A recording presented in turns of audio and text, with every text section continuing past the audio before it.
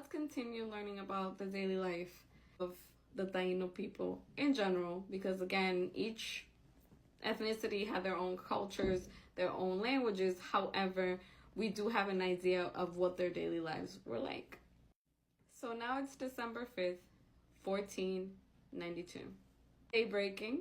In Taino, el amanecer or daybreak is Mautia.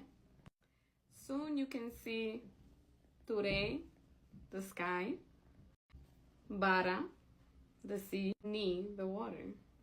You're on Que, tierra, or earth.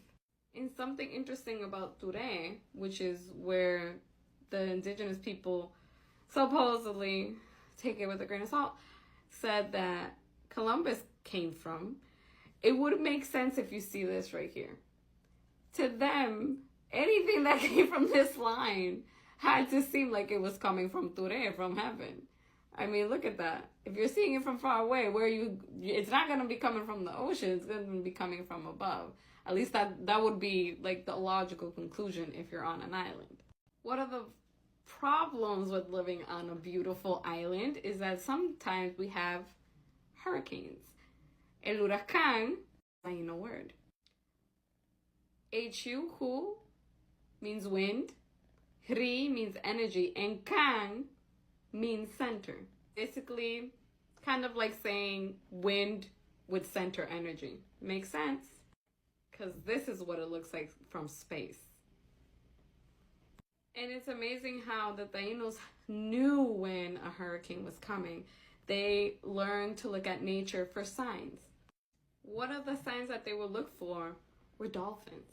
Because most of the time dolphins are not near the coast. They're out at sea. When they would see the dolphins come to the coast, they knew a hurricane was coming. So let's say that today was a beautiful day. Un tiempo despejado. It's a clear sky. So it's marou in Taino. And on a day like this, many of the women would be heavily pregnant, ready to give birth. Most of the Taino women gave birth in rivers, and they were attended to by other women who helped them in the process. If there wasn't a river nearby, they would use a sort of basket, not an actual basket, but una vasija, big enough so in order for the child to go into the water right after birth. Water births are still practiced in many indigenous areas. Obviously, in our area it isn't because we have lost that practice. But this is what it might have looked like for a mother to have given birth to her baby in the water and be able to cradle it right after giving birth.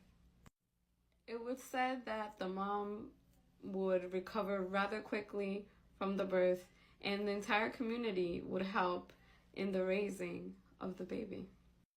According to Ramon Pane, the children, once they learn how to speak, would ask for their mother's breast, and they would call it toa, toa. We don't know if they did any other celebrations for the births, but we know that it was probably a very special occasion.